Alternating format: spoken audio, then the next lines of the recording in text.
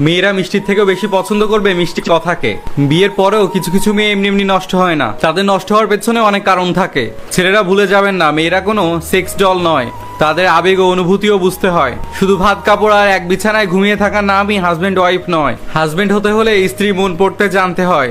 যদি শুধু ভাত কাপড়ের জন্য বিয়ে নামক বন্ধনটা হতো, তাহলে অনেক বাবাই তার রাজকন্যাকে কখনোই অন্যের হাতে তুলে দিত না, নিজের ঘরেই সাজিয়ে রেখে দিত। স্বামী যদি 5টা মেয়ের সাথে সম্পর্ক করে, তবে সেটা জেনে যাওয়ার পরেও স্ত্রীর কিছুটা পাগলামির পর স্বামী যদি দুটো মিষ্টি কথা বলে, তাহলে সে সব ভুলে যায়। আর স্ত্রী যদি ফেসবুকে একটা বন্ধুও বানায়, তাহলে সম্পর্কটা ছাড়াছাড়ি পর্যায়ে চলে যায়।